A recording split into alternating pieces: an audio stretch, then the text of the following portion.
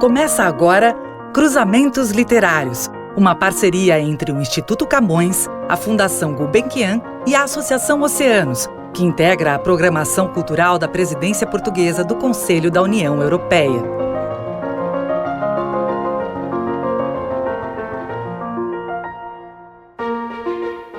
Olá, eu sou Manuel da Costa Pinto, jornalista brasileiro e um dos curadores da série de podcasts Cruzamentos Literários, na qual conversamos com escritores de língua portuguesa para saber como pensam o mundo, a literatura e, em especial, o universo do nosso idioma. Essa edição do Cruzamentos Literários celebra o Dia de Portugal, uma data muito especial não apenas para a nação portuguesa, mas também para a literatura. Afinal, o dia 10 de junho foi escolhido como o Dia de Portugal por ser o dia da morte do poeta Luís de Camões. Aliás, a denominação completa dessa data, no calendário das festividades portuguesas, é Dia de Portugal, de Camões e das comunidades portuguesas. Então, nada melhor para comemorar o Dia de Portugal do que conversar com uma escritora portuguesa, Dulce Maria Cardoso. Dulce Maria Cardoso nasceu em Trás-os-Montes, passou a infância em Angola e é autora, entre outros romances, de O Retorno, O Chão dos Pardais e Os Meus Sentimentos. E em 2018 lançou o romance Eliette, que foi um dos livros vencedores da edição de 2019 do Oceanos, Prêmio de Literatura em Língua Portuguesa.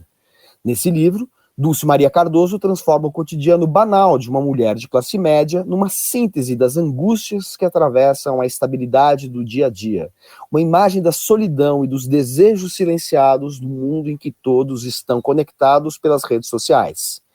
Mas assim como já fizera em livros anteriores, a escritora inocula na aparente normalidade da vida contemporânea alguns traumas históricos e políticos do passado, que rompem no presente na forma de sintomas de mal-estar existencial. Antes de dar início à nossa conversa com Dulce Maria Cardoso, vamos ouvir o trecho de abertura do romance Eliette, interpretado pela atriz Carmen Moretson, que ao longo deste podcast dará voz a passagens da obra da nossa entrevistada. Eu sou eu e o Salazar que se foda. Um ditador governa Portugal quase meio século. Quase outro meio passa desde a sua morte até que aparece na minha vida. De repente, foi como se sempre aqui tivesse estado e tomasse conta de tudo. Eu não podia deixar que isso acontecesse. Quando telefonaram do hospital, por causa da avó, faltavam mais de 5 meses para a noite do temporal, mas sinto que foi nesse momento que o Salazar começou a insinuar-se na minha vida.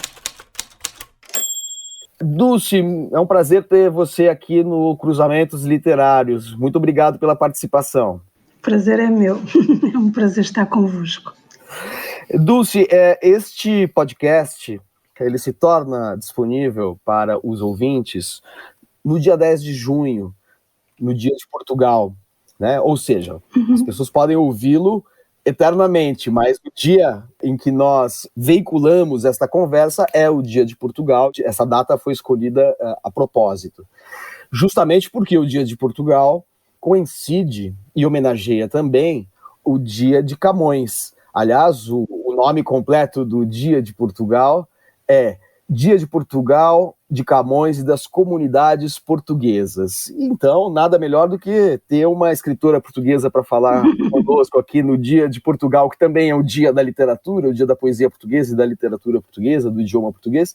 Eu gostaria de lhe perguntar o seguinte: você enxerga um ponto de vista específico pelo qual, ou a partir do qual, Portugal olha para o mundo, olha para a realidade?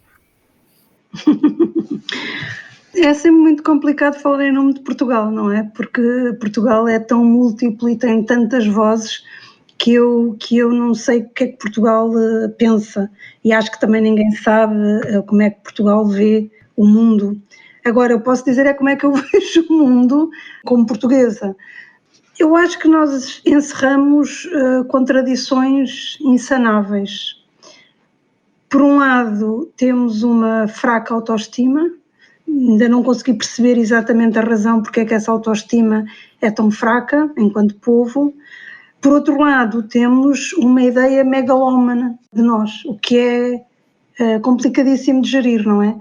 Porque ora somos os piores, ora somos os melhores. Nunca somos semelhantes aos outros, que é na verdade aquilo que eu acho que nós somos e que todos somos, ou seja, acho que todos nós somos mais iguais do que diferentes e portanto não consigo perceber esta esquizofrenia portuguesa do somos os maiores e somos os piores.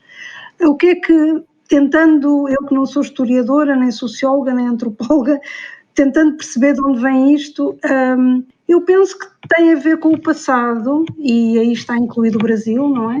E os outros países de língua oficial portuguesa, porque realmente era improvável que este pequeno retângulo, até cuja forma é um pouco fúnebre, não é? Assim, uma forma assim mais, poderá parecer assim um caixãozito, não é? Porque é assim esticado ao pé do mar.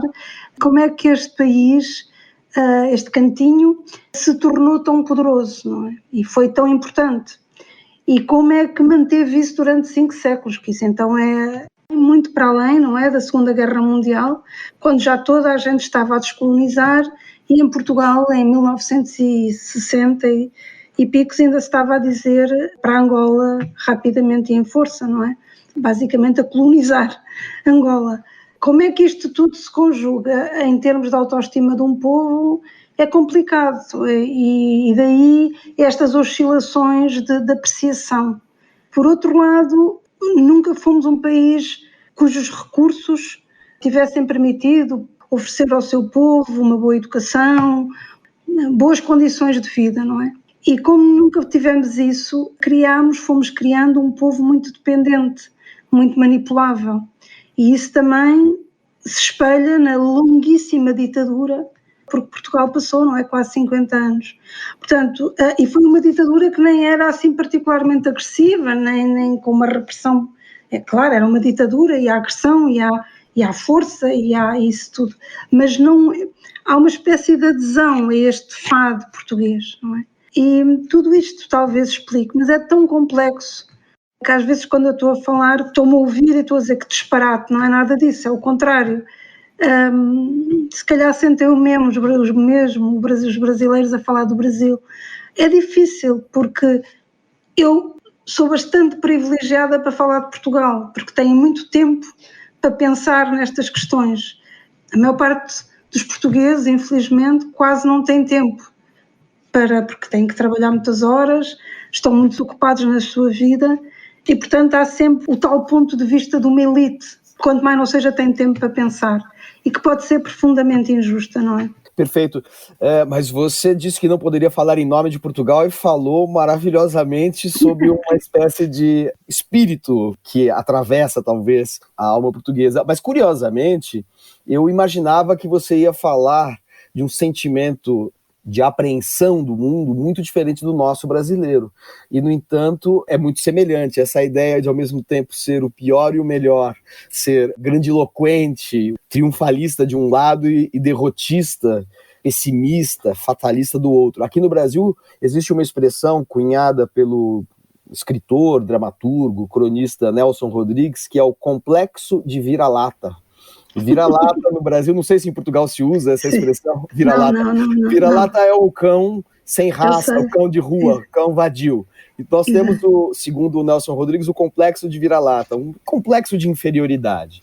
Mas, dentro de uma visão menos corriqueira, menos ligeira, como essa do Nelson Rodrigues, existe um texto importante do Machado de Assis, que é o grande escritor brasileiro, né, chamado Instinto de Nacionalidade, texto no qual ele diz o seguinte: o que se deve exigir do escritor, antes de tudo, é certo sentimento íntimo que o torne homem de seu tempo e do seu país. E me parece que você falou exatamente desse sentimento íntimo que a torna mulher do seu tempo e de seu país. Agora, eu gostaria de desenvolver essa pergunta inicial a partir do seu romance Eliette, que foi o romance premiado pelo Prêmio Oceanos, e que descreve um Portugal que já se uniformizou muito em relação à Europa. É um Portugal muito integrado, em que as comunicações se manifestam uma certa homogeneidade em relação à cultura contemporânea, midiática, globalizada, com o uso do telemóvel, né, que nós aqui no Brasil chamamos de celular, os jogos eletrônicos, as redes sociais. Ou seja, Dentro desse contexto europeu, Portugal mantém, e para continuar ainda no tema do Dia de Portugal, Portugal se identifica mais hoje com a Europa ou com países que falam português, escrevem português, graças a Portugal? Eu acho que Portugal não se identifica nem tanto com a Europa, nem com os países de expressão portuguesa. Eu acho que Portugal está a acontecer o que está a acontecer ao resto do mundo, que é uma globalização impiedosa. Portanto, Portugal identifica-se com uma ideia do mundo que é comum a todos os países, que é uma ideia de sucesso, de progresso e de bem-estar e de atropelo do meio ambiente e de atropelo de direitos e liberdades fundamentais dos trabalhadores, etc. Portugal identifica-se com isso. Evidentemente que temos pelo passado e pela língua uma ligação, quanto mais não seja afetiva, aos países de expressão portuguesa, não é? Eu, aliás, escrevi uma crónica na Visão, que é a revista para a qual eu escrevo as crónicas, sobre a questão da pandemia. O Bolsonaro teve uma atitude muito semelhante ao Trump. Foram ambos negacionistas, disseram ambos muitos disparates sobre a pandemia, mas a mim custava muito mais ouvir o Bolsonaro, porque percebia exatamente o que ele queria dizer, porque ele falava a mesma língua, não é? E o Trump, por muito que eu percebesse, não conseguia ter essa relação íntima com a ofensa que ele estava a fazer ao seu povo. E isso diz muito desta vantagem de falarmos a mesma língua, ainda que com os sotaques diferentes e com expressões diferentes, mas entendemos-nos. E por isso há essa ligação afetiva, há essa facilidade de comunicação, de compreensão. Eu, quando vou ao Brasil, por exemplo, eu reconheço muitas coisas portuguesas, não só na arquitetura que ficou ou nas marcas, mas no modo de ser, não é? No modo de ser, e aí estamos inevitavelmente ligados. A Europa, Portugal tendeu, ou seja, esgotado que estava o ultramar, esgotado que estava a relação de império e colónias, foi à procura da Europa, não é? Mas, na verdade, nós somos muito diferentes do que normalmente se diz europeu, ou pelo menos pertencemos à tal Europa do Sul, que já teve muitos nomes menos bonitos.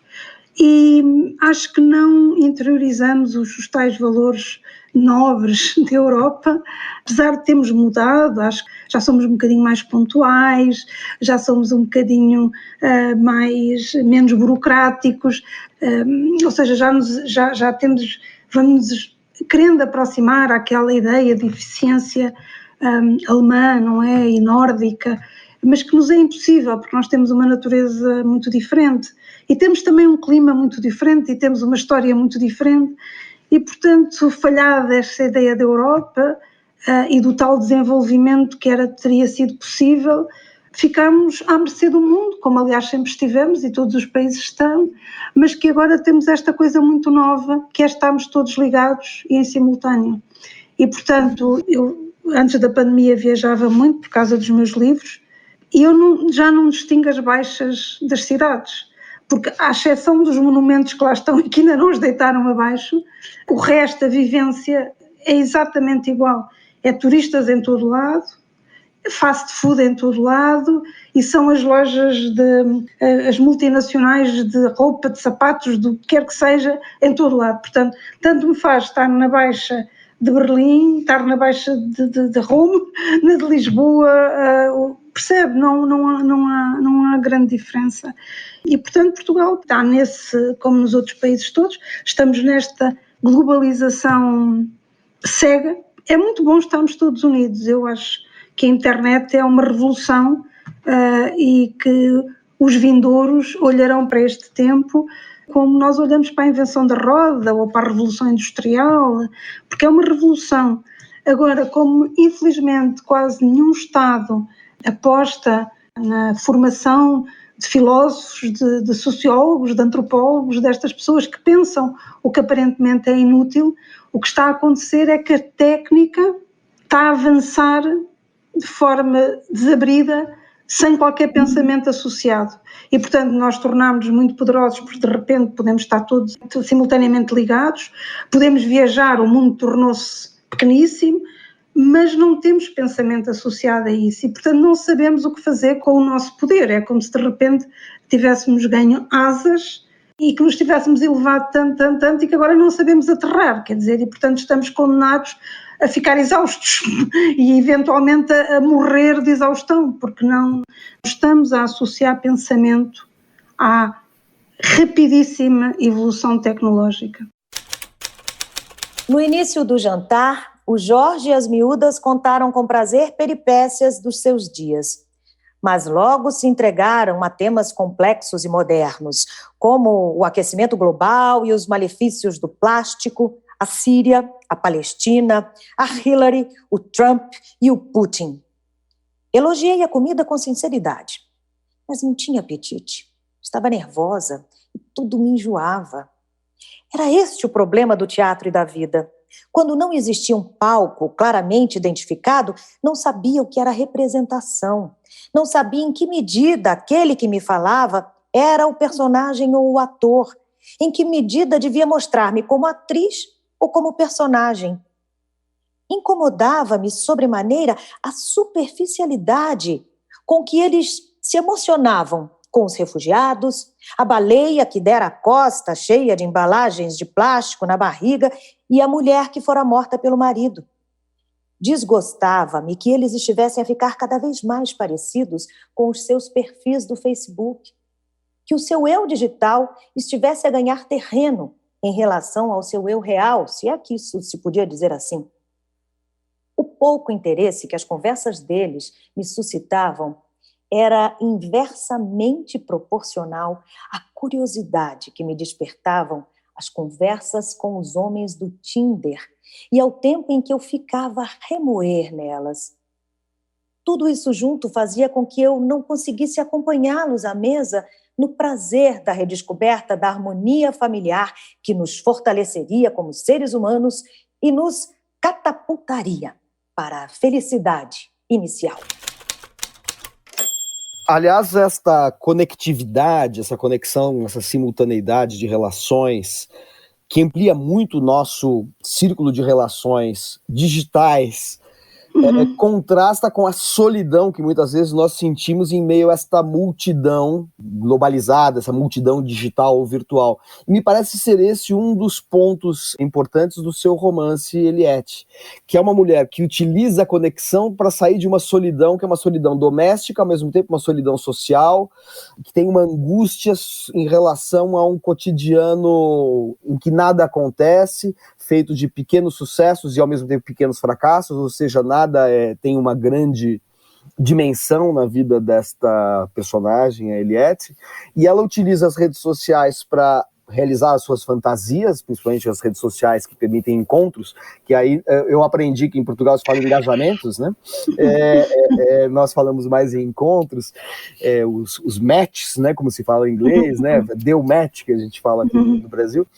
E ela, ao mesmo tempo, expressa por essas redes sociais a conectividade e a solidão, e um certo vazio, um certo caráter postiço da identidade que ela é obrigada a adotar nas redes sociais, né? Então eu queria lhe perguntar como nasce esse romance que teve tanto impacto a ponto de ser premiado pelos Oceanos, e é um romance que realmente extrai dessa condição moderna o seu sentido existencial mais profundo, né? Eu gostaria de saber em que momento Dulce percebeu que esta invasão das redes sociais, do mundo globalizado, essa homogeneização, era matéria-prima literária. Eu não percebo as coisas, eu vou percebendo, se é que isto faz sentido. Eu não estou ainda certa de ter percebido. Eu acho, como disse várias vezes, quando da promoção do romance, quando ele saiu aqui em Portugal, eu utilizei muitas vezes a imagem de um furacão, porque quando quer dizer, o centro do furacão, o olho do furacão, é calmo, não acontece nada lá dentro, ainda que depois à volta os ventos sejam tão destruidores que arrasem tudo. E, portanto, eu tenho a ideia de que estes tempos nós estamos, pelo menos deste lado do mundo, não é? Estamos nesse olho do furacão, ou seja, agora menos, que a pandemia veio alterar isto tudo, mas quando da publicação da Eliette, o que eu pressentia era uma força destruidora de uma maneira de ver a sociedade, não é? E a vida que vinha do pós-guerra, portanto uma ideia de sociedade, de família, de valores vindos do pós-guerra e que estão todos postos em causa, mas que nós ainda continuávamos a viver como se nada tivesse mudado. Uma das coisas que, a par das redes sociais e desta globalização e da mudança completa da ideia de família, porque agora temos um objeto que nos permite ser muito mais próximo de pessoas que nós não temos acesso sequer físico, mas que podemos estar muito mais ligadas a essas pessoas e, portanto, deslocamos-nos para fora, aliás, como acontece com a Eliette, que está ao jantar e está-me a enviar mensagens a desconhecidos e todas essas possibilidades. Eu estava muito preocupada com, isto continua a estar, com o reaparecimento de ideais fascistas e nazis. Eu acho estranho, eu achei sempre que depois da Segunda Guerra, depois do horror da Segunda Guerra, de todas as imagens, de toda a literatura, de todo o cinema, de todas as artes que se debruçaram sobre o horror da Segunda Guerra Mundial, eu achava que não estávamos quase a salvo de manifestações semelhantes. Pronto, era como se tivéssemos sido vacinados e agora era impossível o vírus tornar a ganhar expressão. Só que não, ao corpo social acontece o mesmo que ao corpo físico. Ao fim de 80 anos ou de 70 anos começamos a esquecer-nos de tudo e, portanto, é tudo outra vez possível. E há uma amnésia do corpo social, como costuma acontecer ao corpo físico. E, portanto, aos pouquinhos, por todo o mundo, vai aparecendo a semente que nos vai levando à ideia outra vez de perigo, nesse sentido. E o que é essa semente? Ao contrário do que as pessoas normalmente dizem, eu não me preocupa nada, por exemplo, cá em Portugal temos uma figura que é o André Ventura, que é o líder de um partido que Chega, que é considerado, se não de extrema-direita, mas com elementos de extrema-direita. Os protagonistas não me impressionam nada, nem lhes dou muito valor, porque, na verdade, o Bolsonaro, não... O que acontece é que as pessoas vivem tão mal, as condições de vida são tão más, que são o próprio chão, essas condições de vida são o próprio chão para germinarem esses líderes com estas ideias de vou salvar-vos a todos e isto vai ser maravilhoso, etc. E, portanto, não quero transformar tudo na velha luta de classes, mas continuo a dizer que o essencial está aí, que o essencial está na vida das pessoas. Enquanto houver pessoas que se sentem à margem, que se sentem excluídos, que se sentem abandonados, enquanto houver pessoas que não têm pão para dar aos filhos, sabem que não lhes estão a dar o melhor ensino, sabem que os seus filhos vão ter ainda vidas piores do que as suas. E este é o grande problema do nosso tempo, é que agora os pais sabem que os seus filhos vão ter uma vida pior. E isso é a negação do futuro, quer dizer, toda a evolução da espécie se fez com esta ideia de que os nossos filhos terão vidas melhores do que as nossas. Por isso é que nós trabalhamos. E agora não. Não só nas alterações climáticas em curso e que vão determinar mudanças imprevisíveis. Não sabemos, digamos, a quantidade de mudança e a profundidade da mudança, como é que é o impacto que isso terá, mas mesmo em termos económicos, não é? E, portanto, isso é o chão para que todos esses ideais surjam. E eu, em 2015, 16, muito longe da pandemia que veio ampliar todas estas desigualdades sociais e estas diferenças, e olhando para a Europa, vendo o que é que estava a acontecer nos outros países, olhando para os Estados Unidos, olhando para o Brasil, pensei, estão de volta sem apelo nem agravo, e portanto não acredito na literatura de mensagem nem de combate, para isso há a política e há o ensaio, mas acredito que a literatura carrega as preocupações de cada autor, não é? Portanto, o que o inquieta, ou se calhar aquilo que o autor tem medo, não é? O meu trabalho é muito sobre o desamor, porque eu acho que eu tenho um terrível medo do desamor. E pronto, quer dizer, e depois neste contexto as redes sociais têm também uma importância enorme, porque ajudam a espalhar o vírus, não é? E tornam, é como se tornasse ainda o vírus mais contagioso e uma contaminação mais fácil. Portanto, quis refletir sobre isso tudo. Dulce, você falou que toda a literatura carrega as projeções dos medos, dos conflitos, das preocupações do seu autor, que no seu caso, você falou da questão do abandono, do desamparo amoroso de alguma maneira, mas há também muitas preocupações políticas que você manifestou aqui nesta nossa conversa e que aparecem num romance como Eliette, assim como já haviam aparecido, por exemplo, num dos seus livros mais importantes, que é O Retorno, né? Ambos tendo como ou pano de fundo ou como contexto a colonização da África por Portugal, a Revolução dos Cravos. Aqui em Eliette, por exemplo, o livro se abre com uma referência ao Salazar, acaba com uma referência ao Salazar sobre a qual não podemos falar muito, sob pena de estragar a surpresa final.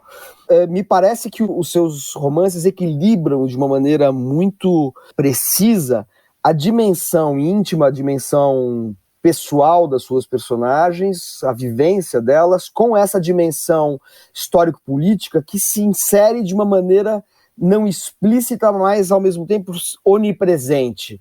Entra como se fosse um trauma, como se fosse uma fenda, uma lacuna no discurso pela qual a história vai entrando, né? Você disse que não é o caso de fazer uma literatura de manifesto, uma literatura participativa, uma literatura que explicite questões políticas, mas elas estão muito presentes na sua obra, não? Sim, acho que sim. Eu fico contente de ter achado isso nos meus livros, porque evidentemente eu antes de ser escritora sou cidadã, portanto eu tenho preocupações, tenho medos, tenho anseios, e ainda bem se eu consigo fazer esse cruzamento entre a história particular e a história pública, digamos assim. Pronto, esses são os romances que me agradam. Eu gosto de romances situados no tempo, situados numa sociedade e com reflexões também sobre esse tempo e essa sociedade. Penso que também sou uma autora de personagens, eu gosto muito das personagens, aliás, o único mistério criativo que eu tenho é exatamente esse, o da aparição, eu chamo-lhe uma aparição das personagens, porque não sei explicar, não sei porque é que me prendo mais a umas que continuam e outras desaparecem, não sei explicar, já tentei de várias maneiras, já falei do amigo imaginário, já falei de uma série mas a verdade é que são muito, muito presentes em mim. Eu costumo dizer que a ser alguma coisa sou uma autora de personagens, mas depois gosto que elas tenham um contexto, ou seja, como eu também tenho, como qualquer um de nós tem um contexto, e portanto não tenho muita ideia do romance tese, ou seja, de um romance de uma estrutura mais cerebral, que eu quero dizer se sou a favor ou contra a pena de morte. Eu gosto é que, construindo as personagens, não é? Trabalhando as personagens, elas se revelem, muitas vezes até contrárias, ou como eu digo, à minha experiência de vida, no seu meio. E se calhar eu cheguei à conclusão que eu se calhar escrevo sobre aquilo que tenho medo, ou seja, não sobre aquilo que eu conheço, mas sobre aquilo que eu tenho muito medo. E talvez seja isso. A primeira metade da minha vida estava gasta. E faltava-me, se tudo corresse bem, a metade do ocaso. Meia-idade também significava, no que me dizia respeito, que a minha vida era o resultado das decisões de há muitos anos. Significava que eu nunca mais a repensara, que a inércia, o hábito e o medo do desconhecido haviam feito com que eu tivesse aceitado, muitas vezes sem dar conta, os carris por onde seguia. Na meia-idade, o tempo das escolhas já tinha passado. Escolher pertencia à adolescência, ao início da idade adulta. Ia para ciências ou humanidades? Experimentava drogas? Fazia ou não a vontade da pila do Marco? Aceitava um emprego de merda ou esperava por aquele que merecia? Ia viver ou não com Jorge? Deixava ou não de tomar a pílula? A adrenalina da escolha, a angústia da tomada de decisão pertenciam a um passado remoto. Agora já nada havia para escolher nem para decidir. A vida estava embalada. Não era fácil travá-la, não era fácil desembrulhá-la. E não interessava que a morte, a minha morte, tivesse deixado de ser uma coisa abstrata e me espreitasse ao espelho. Uma pergunta de ordem quase que editorial. O título do romance Eliette traz um subtítulo, A Vida Normal, e traz uma indicação de que se trata da parte 1. Haverá uma continuação? Ela já está escrita, já está a ser publicada? É uma continuação que conclui a história, uma trilogia? Ou como se estrutura essa continuidade? Lá está, é mais um acaso. Eu entrei no meio literário, ou publiquei o meu primeiro romance de forma completamente selvagem, porque eu, quando publiquei o primeiro romance, eu publiquei na sequência de um prémio anónimo. Eu não conhecia um editor, um jornalista cultural, nem um jornalista dos outros, não conhecia ninguém. Eu só tinha esta vontade de escrever. Tinha recebido uma bolsa de criação literária, que já tinha sido para mim o grande feito da vida, e pronto, e era isto. E portanto é tudo muito intuitivo. Eu vou fazendo as coisas sem saber bem para que lado vou, como eu digo, vou-me apercebendo, eu não as percebo, vou-me apercebendo, elas vão-se-me revelando. E a Eliette, eu já tinha tido um acidente de percurso que foi com os meus sentimentos, que eu perdi o romance no computador, e isso veio a determinar o meu método criativo, que é o de apagar tudo e reescrever de memória, porque entendo que é a única maneira de eu me livrar de uma série de páginas e de ideias que não ajudam nada à narrativa, pelo contrário, mas que eu numa edição normal não conseguiria, portanto não teria coragem, e assim claro que tenho, porque me daria muito mais trabalho ir pelos mesmos caminhos, não é? E portanto isso foi um acidente que determinou um método de escrita, e agora a Eliette veio fazer outro sobressalto no meu método de escrita e no meu entendimento da literatura. Eu sempre me incomodaram os romances como corpos estanques. Não talvez os romances que eu leio, mas os romances que eu escrevo. Se reparar, os meus romances começam sempre como se já viessem em andamento. O retorno começa, mas na metrópole havia cerejas, os meus sentimentos começam com Inesperadamente, a própria Eliette, ou seja, os finais são sempre também muito laços, ou seja, poderiam continuar a seguir. E isso acontecia porque já então, sem eu me aperceber, sem eu ter consciência, me incomodavam aqueles corpinhos estanques, agora vou falar disto, agora estes estão aqui, e claro, as personagens às vezes transitam de um romance para o outro, aparecem, andam ali naquela coisa, mas foi só com a Eliette que eu me apercebi que eu, na verdade, o que eu queria escrever era um romance eterno enquanto eu escreva. Ou seja, eu quero escrever um romance que eu nunca mais tenha que começar e acabar. É um romance que eu vou continuando. E não é trilogia, não é tetralogia, não é nada. Será os romances que eu tiver para escrever até ao fim da minha vida. Portanto, a Eliette, evidentemente, o próximo romance que eu escrevo ainda é sobre a Eliette e desvendará o assunto todo, que traz os leitores inquietos de como é que apareceu, enfim, do que é que aconteceu ali àquela relação com o Salazar. Isso está tudo pensado, eu já tenho 1000 páginas escritas e portanto é por isso que foi um acidente, porque quanto mais eu queria arranjar as 1000 páginas, claro, editando-as para publicar, menos aquilo me fazia sentido, até eu ter percebido que eu tinha que dividir, que eu não podia publicar tudo. E quando percebi que eu tinha que dividir, foi aí que eu me pus a pensar, na verdade, o que eu quero é que isto continue como acontece com a vida, no sentido que neste momento estou a falar da Eliette e das filhas e do marido, no próximo, mas calhar o a seguir, o romance seguinte, já pegará numa coisa completamente secundária da Eliette e avançará por outro caminho que já não terá nada a ver com a Eliette, como nos acontece, não é? Quer dizer, à medida que vamos envelhecendo, não? Eu já tive várias vidas em que fizeram parte de mim pessoas muito diferentes, fizeram parte do meu cotidiano pessoas muito diferentes.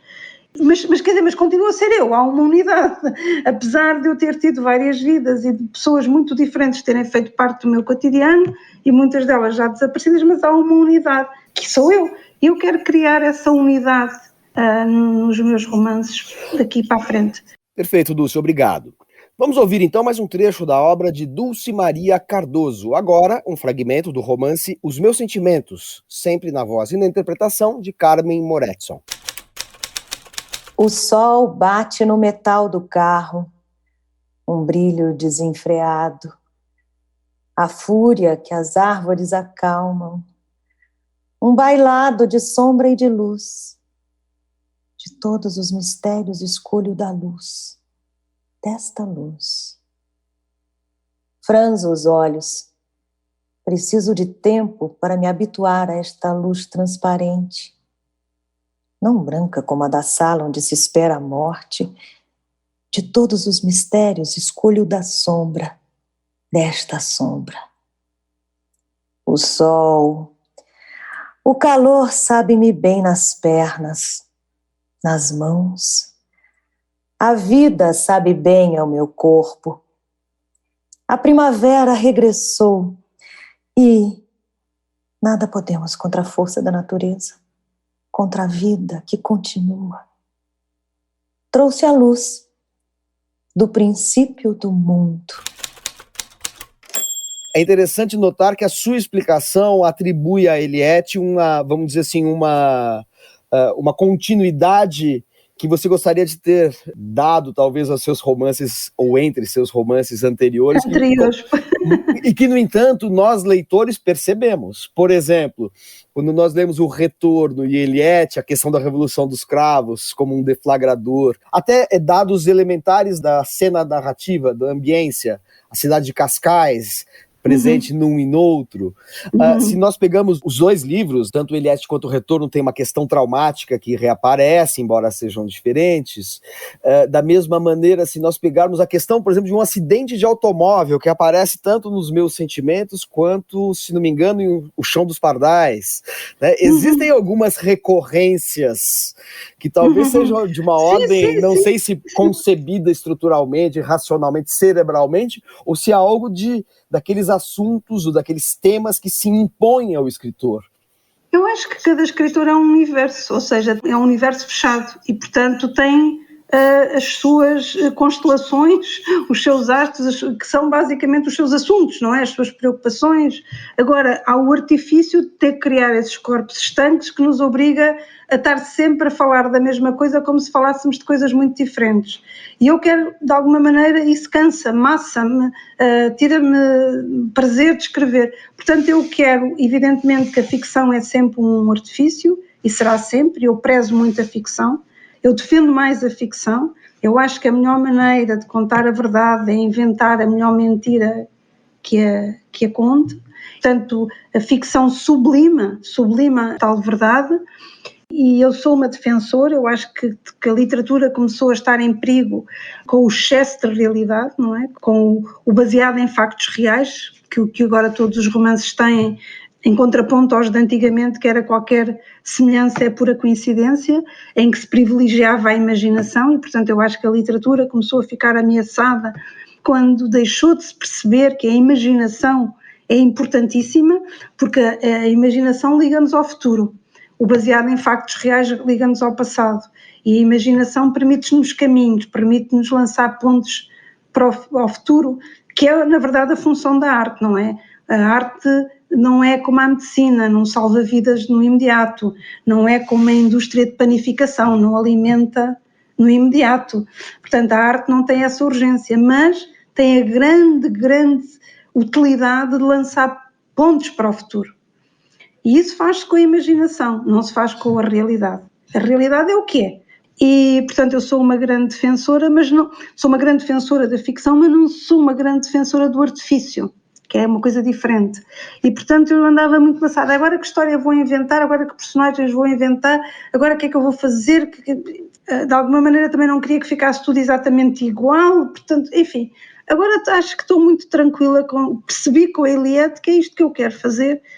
Estou tranquila, tenho ali vários projetos para caminhos para onde ir e pronto, e o futuro dirá. Quando você fala das suas preocupações, das angústias que o escritor sempre coloca em suas obras. Eu gosto muito de um comentário que eu ouvi uma vez de um grande crítico literário já falecido brasileiro chamado João Alexandre Barbosa, aliás, filho de português. Ele dizia que adorava os escritores que têm obsessões. Ou seja, ele fala assim, há escritores que têm obsessões, um tema que retorna obsessivamente. Eu acho que as suas narrativas, às vezes, tão diferentes entre si, no entanto, trazem alguns temas em comum. Sim. As obsessões são sempre as mesmas, isso é desde o primeiro. Aliás, no outro dia descobri até mandei à minha editora portuguesa, descobri, quando eu andava no liceu, não é, na escola secundária, tinha uns 12 anos, havia um jornal de parede, e eu escrevi uns textos para esse jornal de parede. E depois, mais tarde, aos 16 anos, houve um jornal mesmo da escola, e eu também escrevi. E agora, no outro dia, em arrumações na casa da minha mãe, descobri esses textos. E as obsessões estão lá de início. Uma chama-se Criança, Liberdade e Democracia, um dos textos, e o outro do texto é sobre um condenado injustamente, ou seja, as minhas obsessões desta questão de como é que podemos tornar isto mais justo para todos, estão desde que eu me conheço, talvez por ter sido muito cedo exposta a uma discriminação muito grande. Quer dizer, tudo isto tem justificação, não é que eu seja uma iluminada, que, como eu disse, dos portugueses somos todos mais iguais do que diferentes, e eu não nos acho assim, não acho que somos todos bastante semelhantes. O que acontece é que as experiências às vezes depois nos fazem enverdar por um caminho ou outro, e com o retorno, eu que até então era uma criança normal, digamos assim, quando cheguei cá a Portugal fui realmente muito discriminada e muito humilhada por uma condição que eu nem sequer percebia o problema, não é, dela, quer dizer, que é que de repente eu e os meus pais éramos esclavagistas, racistas, colonialistas, éramos seres horríveis que não merecíamos sequer estar cá e às vezes viver, não é? Chegavam a dizer isso. E eu não percebi isso, e portanto acho que eu tinha 10 anos, era muito pequena, e a partir de então eu tento perceber o que é que motiva essas situações graves de injustiça e como é que eu posso ser parte disso, não é? Acho que é a explicação. Dulce, um dos temas que aparece em Eliette, que também eu acho que tem, e eu falo mais do Eliette por ser o livro recente, que teve grande repercussão, mas que eu acho que comunga com as suas obsessões, né, com outras obsessões de outros livros. Há também um tema ali que é muito importante na sua obra e nesse livro em particular, que é o tema da memória. Talvez metaforizado de maneira, materializado metaforicamente na figura da avó, porque só para nós retomarmos brevemente o fio da meada, o romance começa quando a Eliette sabe que a sua avó está, vamos dizer assim, com um quadro de demência, ela é internada, e isso percorre todo o livro como um contraponto à sua vida conjugal, familiar, de amizade, sua vida social. Então, ao mesmo tempo que nós temos a vivência da Eliette nas suas relações familiares e amorosas, até profissionais, nós temos como contraponto sempre a figura da avó que está perdendo a memória. E esta memória, de alguma maneira, diz respeito também à morte do pai da Eliette, que morreu logo após a Revolução dos Cravos, ou seja, há toda uma vinculação nebulosa com o passado político de Portugal, o passado coletivo de Portugal, e justamente é uma memória nebulosa, porque nada fica muito explícito na narrativa, e também porque a memória da avó está se tornando nebulosa, está se perdendo, né? Este fio narrativo que se insere e percorre Eliette, ele faz parte de uma das suas preocupações e vai estar presente na continuação ou nas continuações de Eliette? Eu acho que sim, já estava antes, sempre a memória. A memória é de facto fundamental, primeiro porque é a memória que nos dá identidade, nós sem memória não sabemos quem somos, não é? Quer pessoas, quer países, portanto o passado é o que nos dá, é o que temos como certo, porque o presente é isto efêmero e o futuro nem sabemos se o teremos, não é? Portanto, a memória é o que nos dá a identidade. Depois, porque em Portugal havia um professor, o professor Eduardo Lourenço, dizia uma frase muito engraçada, ele dizia que nos desfizemos do império como quem se desfaz de uma camisa velha. ou seja, sem dar importância, sem trabalhar isso. Esta incapacidade portuguesa de pensar sobre o passado, que só muito agora, muito recentemente, é que começamos a pensar no pós-colonialismo de outra maneira, não é? Porque era sempre aquele discurso vitorioso dos descobrimentos e do dar mundos ao mundo e da língua falada por não sei quantos milhões. Portanto, mais uma vez, digamos, o teor megalómano da questão e nunca uma tentativa de objetificação do que é que realmente se passou e de compreensão ou de empatia com os outros intervenientes na história, não é? Que neste caso foram os povos que estavam nas suas terras e quando nós chegamos. Tudo isso, portanto, ter vivido aqui e ter-me dado conta de como era urgente fazer isso, especialmente falar do ponto de vista dos vencidos, porque a história é sempre o registro dos vencedores, que me tem posto a trabalhar sobre a memória. Já os meus sentimentos também é sobre, digamos, os informadores da PIDE, que era a Polícia Política Portuguesa, que é um fenómeno que também me inquieta bastante, porque não só porque fazem parte dos vencidos, mas porque transitaram, a maior parte deles, tranquilamente para a democracia. E portanto, é também sobre isso e também é sobre a memória. Aliás, é o livro que talvez seja mais sobre a memória, porque graficamente é parecido com a minha memória, ou seja, é por clarões, não é por chavões, é por frases soltas que a minha memória se organiza, não é um fio contínuo. Eu digo que eu trabalho, digamos, para mim, o tempo, que é o que estamos a falar quando falamos de memória, estamos a falar da linha do tempo, eu trabalho a linha do tempo como espaço, ou seja, eu ando de um lado para o outro.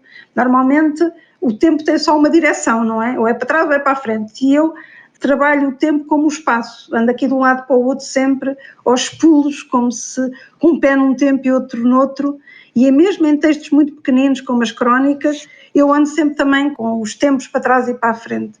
Lá está, é uma das minhas obsessões também. Tenho várias, acho que não fico muito monótona porque são muitas.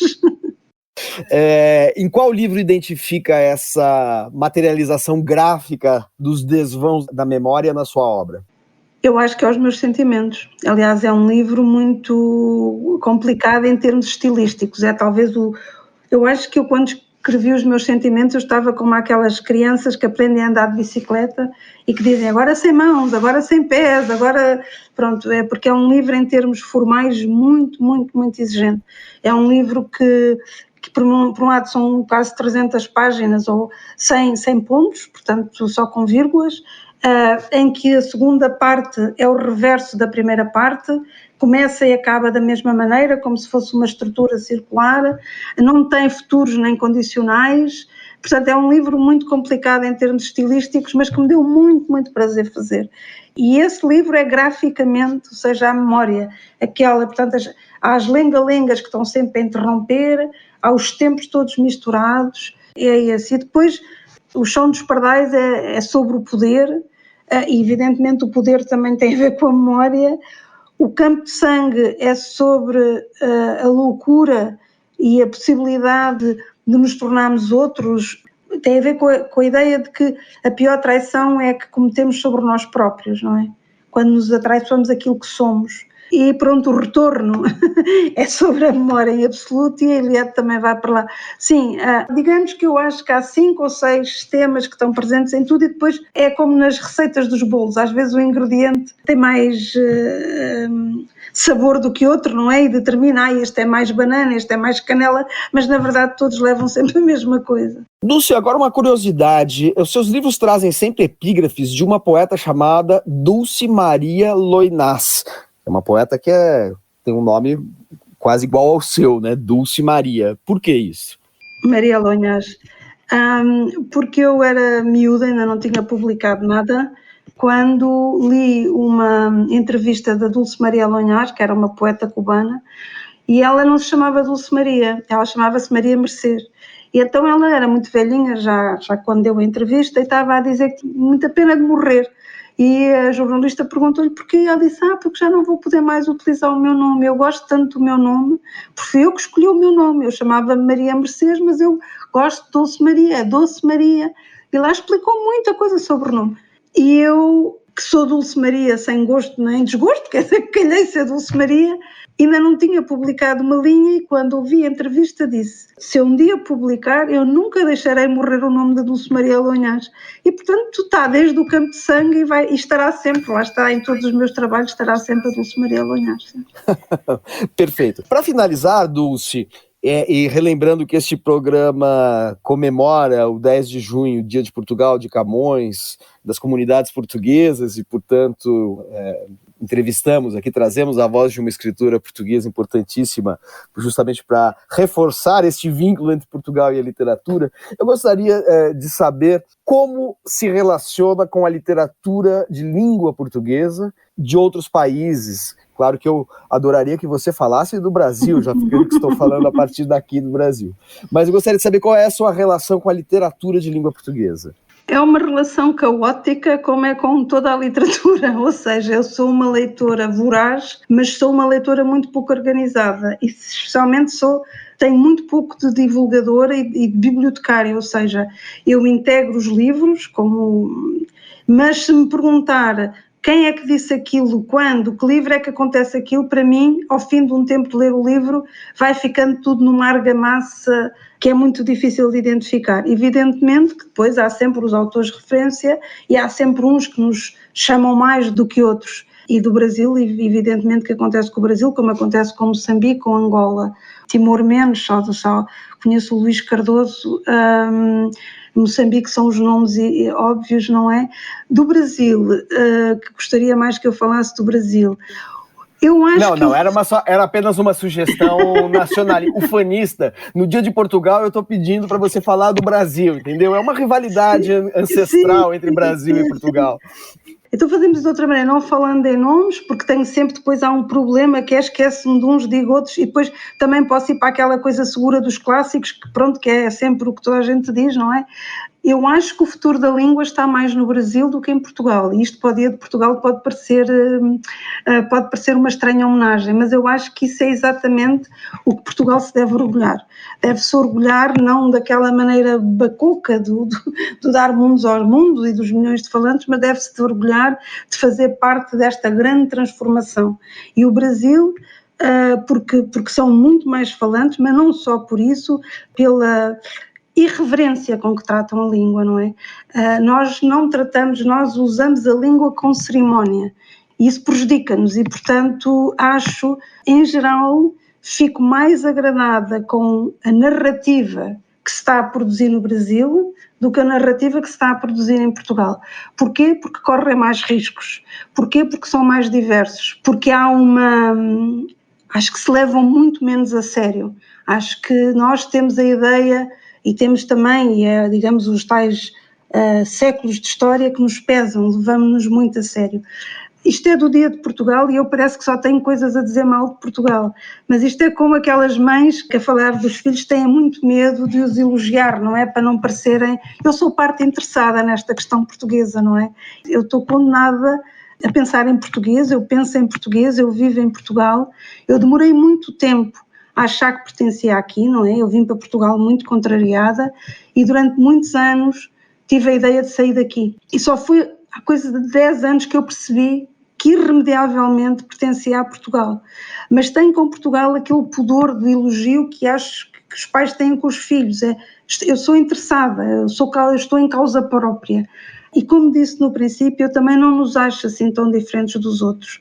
Nem tão, acho que somos todos muito parecidos, portanto, temos particularidades e algumas muito boas e outras menos boas, mas acho que não me fica muito bem o elogio, correndo o risco de ser um autoelogio, que não fica nada bem. Não se preocupe quanto a isso, porque nós, seus leitores, nos incumbimos dessa tarefa de fazer elogios à sua obra. É em nome desses leitores que eu agradeço imensamente a sua participação aqui no Cruzamentos Literários, Dulce. Muito obrigada, foi um prazer. Com isso, nós encerramos esta conversa com a escritora portuguesa Dulce Maria Cardoso. Agradecemos Carmen Moretson pelas leituras, agradecemos a todos pela atenção e deixamos o convite para que acompanhem as próximas edições do Cruzamentos Literários. Até breve. Cruzamentos Literários, uma parceria entre o Instituto Camões, a Fundação Gulbenkian e a Associação Oceanos, que integra a programação cultural da presidência portuguesa do Conselho da União Europeia.